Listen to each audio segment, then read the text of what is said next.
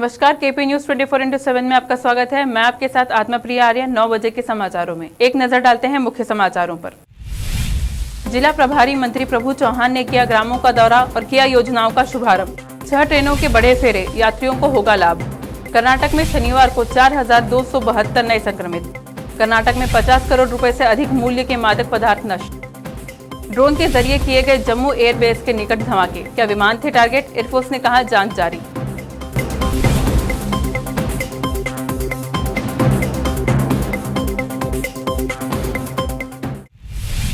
अब देखते हैं समाचार विस्तार से। पहले समाचार स्थानीय। पशुपालन और जिला प्रभारी मंत्री प्रभु चौहान ने औराद तालुका के विभिन्न गांवों में 30 करोड़ रुपए से अधिक की विभिन्न विकास परियोजनाओं का शुभारंभ किया। औराद में चिंताकी, संतपुर, एकम्बा और नागनपल्ली, गुड़ापल्ली, जोजाना, नागुर एन, चिकलीजे, खानापुर, गढ़ी कुशानुरा, संतपुरा, रक्षालय के मुंगनाल सहित 22 गाँव में विभिन्न विकास कार्यों का शुभारंभ किया। इनमें सड़कों की मरम्मत, पेयजल, स्कूल इमारतों की मरम्मत सहित अन्य कार्य हैं। इस दौरान चौहान ने औराद टाउन पंचायत के 20 वार्डों को 4 नए कचरा उठाने के लिए वाहन उपलब्ध करवाए। इस अवसर पर अधिकारी व अन्य उपस्थित थे। जेडीएस विधायक दल के उपनेता जेडीएस विधायक बंडप्पा काशमपुर ने बीदर दक्षिण विधानसभा क्षेत्र के घरों का दौरा किया। इस दौरान बंडप्पा ने गांवों के हनुमान मंदिर को धनराशि जारी करने का वायदा किया। बंडप्पा ने ग्रामवासियों की समस्याओं को सुना और ग्राम में पेयजल, सड़कों की मरम्मत और अन्य मूलभूत सुविधाओं को उपलब्ध कराने अधिकारियों को सलाह दी। इस अवसर पर ग्राम पंचायत अध्यक्ष, सदस्य सहित अन्य उपस्थित थे। बीदर के विधायक रहीम खान ने केपी चैनल संवाददाता अमजद पाशा से बात करते हुए कहा कि उनके क्षेत्र में 15,000 लेबर पंजीकृत हैं। इसके लिए वह 15,000 राशन किट इन लेबरों में वितरण करने का प्रयास करेंगे। जबकि जिला लेबर अधिकारी का कहना है कि बीदर में लगभग 1 लाख मजदूर हैं। अब सवाल यहाँ उठता है कि अगर विधायक रहीम खान मात्र 15,000 राशन किट वितरण करेंगे तो 1 लाख लेबर को राशन किट कौन देंगे? तो मैं उनको लेबर नहीं, वो मेरे भाई है बोल के, मेरे दोस्त है बोल के उनको बुलाता हूँ। इसलिए उनको आदाब, नमस्ते, जय। सर, अभी जो 5,000 किट्स हैं सर, लेबर्स को किस तरह से फाइंड आउट किया जाएगा सर? नहीं, ऑलरेडी वो थोड़ा लेट कर लेंगे जी। बोलिए साहब। ऑलरेडी लेबर रजिस्टर्ड है, ये पूरे लोगों को कार्ड दिया गया है और वो उसमें भी थोड़ा सा आइडेंटिफाई करके और उनके पास कार्ड बता के वो लोग ले सकते हैं। तो टोटली किधर में 1.5 लाख लेबर कार्ड है सर डिस्ट्रिक्ट में, तो कितने लोगों को कैसे बना कर देंगे आप? अब डिस्ट्रिक्ट में क्या है, वो एरिया के एमएलए जिम्मेदार है जो डिस्ट्रिक्ट के है। मेरे एरिया में कम से कम 15 से 20 हजार से ज्यादा लेबर कार्ड रजिस्टर्ड है, तो उनके लिए मैं बोला ना, अभी मैं कमिश्नर से, मिनिस्टर से डिमांड। बीदर शहर के चित्ताखाना क्षेत्र में सड़क का बुरा हाल। आज सुबह से हो रही बारिश के कारण नालियों का गंदा पानी सड़कों पर फैलने से लोगों को चलने फिरने में कठिनाई का सामना करना पड़ रहा है। नगर सभा लापरवाह रहने के कारण लोगों को सड़कों पर फैली गंदगी को झेलना पड़ रहा है। क्षेत्र के लोगों ने केपी चैनल के माध्यम से बात कर अपनी कठिनाई सुनाई। अब ये जो है बारिश का पानी, जब भी 5-10 मिनट बारिश होती है तो रोड की हाल देखिए, जिस तरीके से आप बता सकते हैं, यहाँ पर पानी ठहर जाता है और ऑटो वगैरह चलते रहते हैं। पैदल चलने की तो बहुत मुश्किल है। लेडीज़, यहाँ पर कॉलेज है, गर्ल्स कॉलेज है, यहाँ पर आने जाने बहुत मुश्किल होती है। जैसे कि अब नाली का पानी पूरा बाहर आ चुका है और ये पानी की वजह से मच्छर बहुत ज़्यादा ये हो रहे हैं। बहुत तकलीफ होती है। जैसे 5-10 मिनट बारिश हो गई तो पूरा पानी ठहरता है, तो इससे बहुत अवाम को बहुत मुश्किल हो रही है। ज़रा देखिए, लेडीज़ वगैरह आ रहे हैं, आने जाने का बहुत प्रॉब्लम है। फुटपाथ पे से भी चलना बहुत मुश्किल है। देखते हैं समाचार राज्य के। दक्षिण पश्चिम रेलवे ने यात्री सुविधाओं के मद्देनजर 6 ट्रेनों के परिचालन अवधि में विस्तार किया है। अब ये ट्रेनें अग्रिम सूचना तक चलेंगी। इनमें ट्रेन संख्या 01311 सोलापुर हासन दैनिक एक्सप्रेस स्पेशल 1 जुलाई से अगली सूचना तक नियमित तौर पर चलेगी। वही ट्रेन संख्या 01312 Hassan Solapur daily express special 2 जुलाई से अगली सूचना तक नियमित तौर पर चलेगी। ट्रेन में 22 कोच होंगे, जिनमें 2 AC 2 tyre, 3 AC 3 tyre coach, 11 द्वितीय श्रेणी स्लीपर कोच, 4 सामान्य द्वितीय श्रेणी कोच, दिव्यांग कोच के साथ 2 सामान सह ब्रेक वैन शामिल होंगे। समय, पथ, आवृत्ति में कोई परिवर्तन नहीं होगा। कर्नाटक में शनिवार को नए कोरोना संक्रमितों की संख्या 4,272 रही। वहीं राज्य में 6,126 मरीज स्वस्थ होकर घर लौटे। राज्य में कोरोना के कुल एक्टिव मामले घटकर 1,05,226 हो गए। वहीं संक्रमण से 115 लोगों की मौत हो गई। राज्य में पॉजिटिविटी दर 2.58% रही। स्वास्थ्य विभाग के अनुसार बेंगलुरु शहरी जिले में 955 नए लोगों में संक्रमण की पुष्टि हुई है। यहाँ 16 संक्रमितों की मौत हो गई। वहीं शहर में 1,174 मरीज स्वस्थ होकर घर लौटे। देखते हैं राज्य के किन जिलों में कितने मरीज। बागलकोट जिले में 3, बेल्लारी जिले में 61, बेलगावी जिले में 115, बेंगलुरु ग्रामीण जिले में 89, बिदर जिले में 1, चामराजनगर जिले में 71, चिकबल्लापुर जिले में 52, चिकमंगलुरु जिले में 200, चित्रदुर्ग जिले में 75, दक्षिण कन्नड़ जिले में 375, दावणगेरे जिले में 80, धारवाड़ जिले में 60, गदग जिले में 30, हासन जिले में 320, हावेरी जिले में 27, कलबुर्गी जिले में 22, कोडगू जिले में 160, कोलार जिले में 134, कोप्पल जिले में 26, मंड्या जिले में 134 नए संक्रमित मामले मिले हैं। राजस्व मंत्री आर अशोक ने तत्कालीन प्रधानमंत्री इंदिरा गांधी द्वारा 1975 में लगाए गए आपातकाल की वर्षगांठ के उपलक्ष्य में शुक्रवार को फ्रीडम पार्क के सामने काला दिवस मनाया। इस दौरान उन्होंने आपातकाल के दिनों की घटनाओं को याद किया।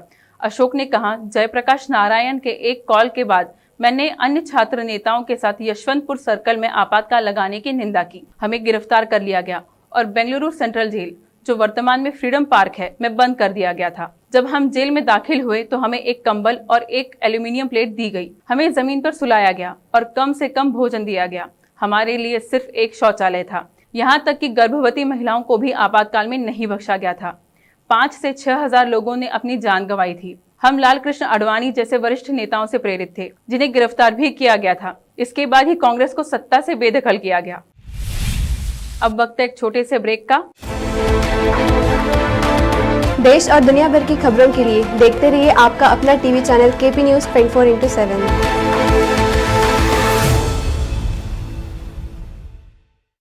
डूर एजुकेशन सोसाइटी के चेयरमैन और केपी न्यूज़ 24/7 के मैनेजिंग डायरेक्टर मोहम्मद अयाज खान, जो एक हमदर्द इंसान हैं और हर कठिन समय में वो लोगों की मदद के लिए आगे आए हैं। कोरोना के संकट के दौरान अयाज खान ने परेशान लोगों में राशन किट का वितरण किया और इस तरह की मदद करने का सिलसिला जारी है। शुक्रवार के दिन मोहम्मद अयाज खान की ओर से शहर और गाँव के सभी चर्च के फादर और चर्च में खिदमत करने वाले लोगों को अपनी ओर से राशन किट्स का वितरण किया गया। यह राशन किट्स मोहम्मद अयाज खान के भाई मोहम्मद नवाज खान ने शहर के ईडन गार्डन में स्थित प्रेमा चर्च जाकर पास्टर्स में वितरण किए। इस अवसर पर सोशल डिस्टेंसिंग का भी पालन किया गया। साथ ही इस अवसर पर पास्टर्स ने मोहम्मद अयाज खान और नवाज खान के अलावा उनकी फैमिली की अच्छी सेहत के लिए प्रार्थना की। इस अवसर पर पास्टर्स ने केपी न्यूज़ 24/7 से बात करते हुए शुक्रिया अदा किया। इस अवसर पर एडवोकेट सुदर्शन ने बात करते हुए कहा कि किसी भी राजनेता ने और न ही सरकार द्वारा चर्च के फादर और कर्मियों के बारे में सोचा, जबकि वह कठिन दौर से गुजर रहे हैं। ऐसे में अयाज खान साहब ने इन लोगों के कठिन समय में आगे आकर राशन किट देकर उनकी सहायता की है। उन्होंने कहा कि अयाज खान हमेशा किसी भेदभाव के बिना मुश्किल में रहे लोगों की मदद करते आए हैं। इसके लिए उनकी जितनी सराहना की जाए कम है। देश और दुनिया भर की खबरों के लिए देखते रहिए आपका अपना टीवी चैनल केपी न्यूज़ 24/7।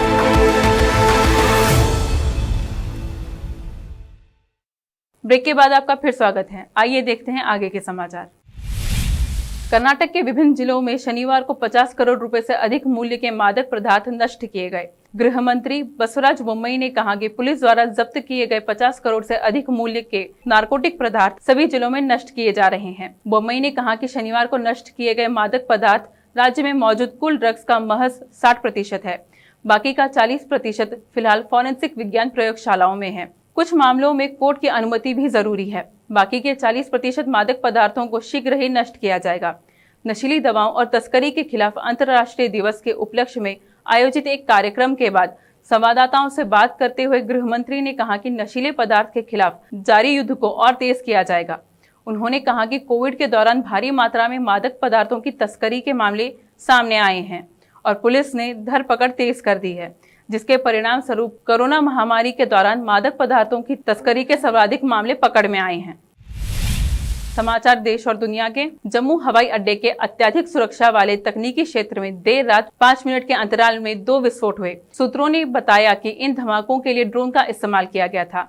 सूत्रों ने कहा कि जम्मू एयरबेस के निकट धमाके करने के लिए 2 ड्रोन्स का इस्तेमाल किया गया था। इन ड्रोन्स के जरिए अंजाम दिया गया। सूत्रों ने बताया कि जहां पर ब्लास्ट हुआ वो जगह MI-17V5 हैंगर के बेहद नजदीक है, इसलिए कहा जा सकता है कि धमाकों का इरादा विमान या हेलीकॉप्टरों को नुकसान पहुंचाने के लिए हो सकता है। सूत्रों ने बताया कि एयरक्राफ्ट और हेलीकॉप्टर सेफ हैं। इन विस्फोटों में भारतीय वायुसेना 2 जवानों को मामूली चोट आई है। भारतीय वायुसेना का एक उच्च स्तरीय जांच दल शीघ्र ही जम्मू पहुंचेगा।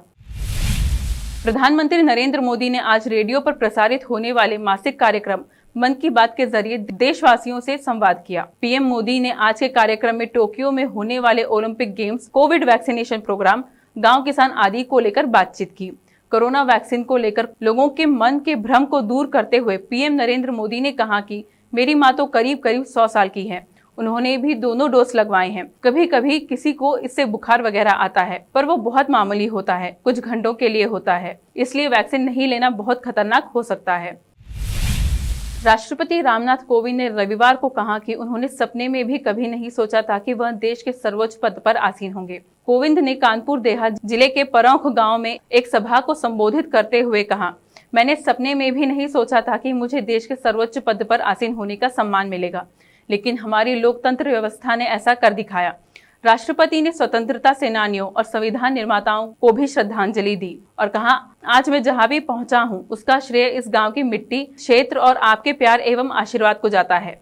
बुजुर्गों को माता पिता की तरह सम्मान देना हमारे संस्कार हैं और मुझे खुशी है कि हमारे परिवार में बड़ों को सम्मान देने की यह परंपरा अभी भी जारी है।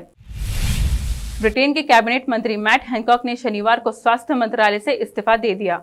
उन्होंने अपनी एक नजदीकी सहयोगी का चुंबन लेकर कोविड-19 नियमों को तोड़ा था, जिसके बाद से उन पर त्यागपत्र देने का दबाव था। हैनकॉक ने चुंबन लेने की बात स्वीकार भी की थी। ब्रिटेन के प्रधानमंत्री जॉनसन को लिखे पत्र में हैनकॉक ने कहा कि सरकार उन लोगों की ऋणी है जिन्होंने इस महामारी में बहुत कुछ खोया है। इसके साथ ही मंत्री ने घर से बाहर रहने पर सामाजिक दूरी का पालन करने के सरकारी नियमों का उल्लंघन करने पर दोबारा माफी मांगी। अमेरिका के पूर्व राष्ट्रपति डोनाल्ड ट्रंप ने व्हाइट हाउस से जाने के बाद पहली बार प्रचार मुहिम अंदाज में शनिवार को की गई अपनी रैली में राष्ट्रपति पद के चुनाव में गड़बड़ी के आरोप फिर से लगाए और डेमोक्रेटिक पार्टी के शासन में देश का भविष्य चिंताजनक होने की आशंका जताई। ट्रंप की इस रैली का मकसद उस रिपब्लिकन से बदला लेना था जिसने उनके खिलाफ दूसरे महाभियोग की सुनवाई के पक्ष में मतदान किया था। देश के किसानों को ये खबर मुश्किल में डाल सकती है। अब गुड़ उत्पादन से हुई आय को कृषि संबंधी गतिविधि नहीं माना जाएगा। ऐसे में किसानों को गुड़ उत्पादन से हुई आय पर टैक्स देना होगा। मद्रास हाईकोर्ट की एक डिविजनल बेंच ने एक अहम फैसला सुनाते हुए कहा कि गुड़ बेचने से हुई आय को कृषि से हुई आय नहीं माना जा सकता। ऐसे में गुड़ उत्पादक किसानों को आयकर कानून 1961 के तहत छूट नहीं दी जा सकती। समाचार फिल्म नगरी के अभिनेत्री सुष्मिता सेन ने कहा कि वह वेब सीरीज आर्या के दूसरे सीजन की शूटिंग लगभग पूरी कर चुकी हैं। अभिनेत्री ने इस अपराध रोमांस शो से डिजिटल की दुनिया में कदम रखा था। यह शो डच सीरीज पेनोजा का रीमेक है। डिज्नी प्लस हॉटस्टार पर आर्या जून 2020 में रिलीज हुई थी और दर्शकों ने इसे काफी सराहा था। इंस्टाग्राम के लाइव सेशन में शुक्रवार को दूसरे सीजन की जानकारी देते हुए सेन ने कहा कि दर्शकों को दूसरा सीजन भी पसंद आएगा। अंत में समाचार खेल जगत से। सचिन तेंदुलकर ने कहा कि भारतीय टीम प्रबंधन ने विश्व टेस्ट चैंपियनशिप फाइनल में न्यूजीलैंड की दूसरी पारी में गेंदबाजी संयोजन में गलती की और तो और रविंद्र जडेजा से कम गेंदबाजी कराना उस पर भारी पड़ा। टेस्ट और एक दिवसीय मैचों में सर्वाधिक रन बनाने का रिकॉर्ड रखने वाले तेंदुलकर ने अपने यूट्यूब चैनल पर कहा कि पहले कुछ दिनों में धूप की कमी के कारण स्पिनर कभी खेल में नहीं आए, खासकर बाएं हाथ के स्पिनर रविंद्र जडेजा, जिन्होंने पहली पारी में केवल 7.2 ओवर फेंके। फिर से एक नजर मुख्य समाचारों पर। जिला प्रभारी मंत्री प्रभु चौहान ने किया ग्रामों का दौरा और किया योजनाओं का शुभारंभ। 6 ट्रेनों के बड़े फेरे, यात्रियों को होगा लाभ। कर्नाटक में शनिवार को 4,272 नए संक्रमित। कर्नाटक में 50 करोड़ रुपए से अधिक मूल्य के मादक पदार्थ नष्ट। ड्रोन के जरिए किए गए जम्मू एयरबेस के निकट धमाके, क्या विमान थे टारगेट? एयरफोर्स ने कहा जांच जारी।